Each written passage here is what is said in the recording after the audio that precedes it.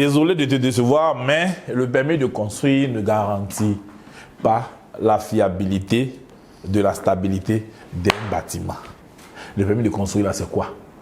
C'est que tu as eu une autorisation de construire parce que tu as fourni des documents qui présentent ton projet. Tu as respecté toute une procédure. Il n'est pas question de présenter la procédure aujourd'hui.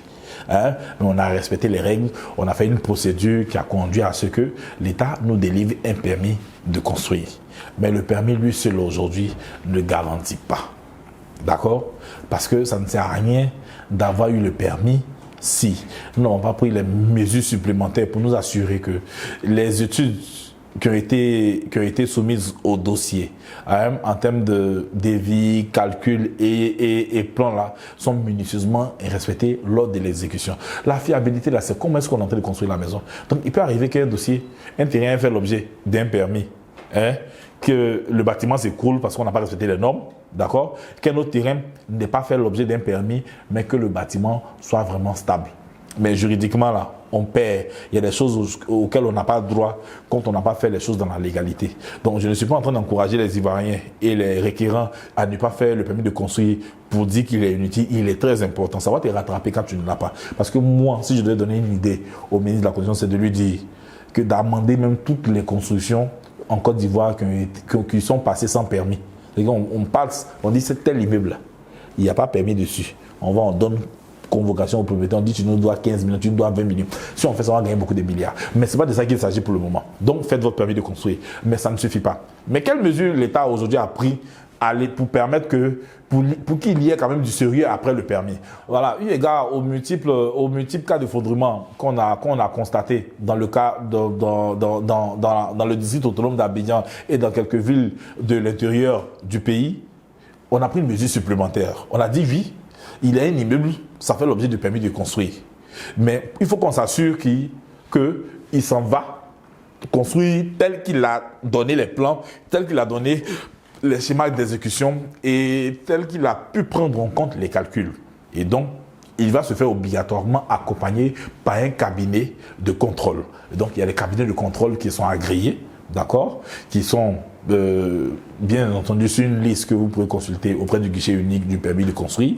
Donc, vous allez forcément signer une convention de contrôle pour que un cabinet agréé puisse suivre, d'accord, votre chantier, qui fasse du contrôle à une fréquence qui sera correcte pour nous assurer que vous respectez les normes, vous respectez aussi votre plan. Mais cela aussi ne veut pas dire que, comme il y a un cabinet, maintenant vous allez prendre Adam qui n'est pas allé qualifier, qui n'est pas qualifié ou bien qui n'est pas assez outillé techniquement pour aller faire votre chantier. Parce que le cabinet là n'est pas là pour gérer votre chantier au jour le jour.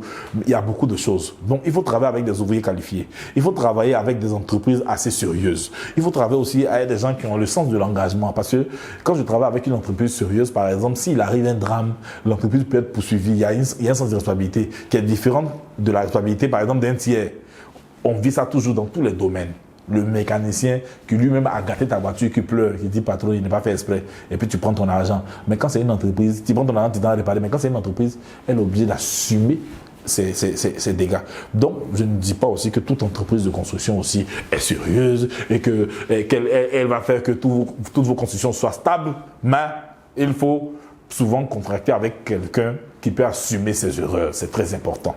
Donc, permis de construire, oui. Cabinet de contrôle, oui. Entreprise sérieuse aussi pour travailler sur la réalisation du projet. Mais je disais aussi que c'est pas forcément ça, parce que la convention de contrôle, là, elle est imposée avec un type de bâtiment, alors qu'on peut mal construire une villa basse. On peut rater même complètement un duplex, alors qu'il n'est pas imposé d'avoir une convention de contrôle avec un cabinet, je ne vais pas les citer, excusez-moi, avec un cabinet pour construire un duplex. D'accord? Donc, il est important, dans tous les cas, convention ou non, que nous puissions suivre notre chantier au jour le jour. Nous puissions respecter les règles de construction. Parce que ce qui fait qu'un bâtiment est stable ou non, là, c'est qu'il soit construit selon les règles de l'art, les règles de la science. D'accord? Qu'il y ait de la beauté, qu'il y ait de l'architecture, qu'il y ait de la stabilité, des matériaux de qualité et des intervenants sérieux. Et tout ça après le permis. Je ne vous dis pas de le construire sans permis. Construisez avec le permis, mais le permis seul ne suffit pas. Si vous avez le permis, que vous n'avez pas pris toutes les dispositions que je viens de citer, votre permis ne servira à rien. Peut-être que vous allez prendre les feuilles là pour ramasser les débris de votre bâtiment.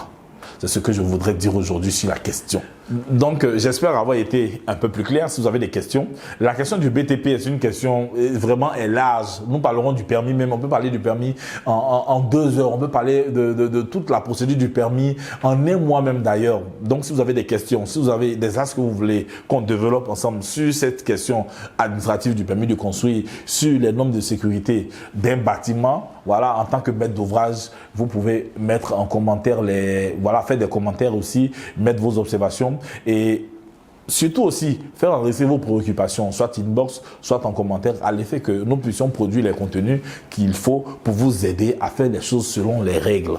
Merci.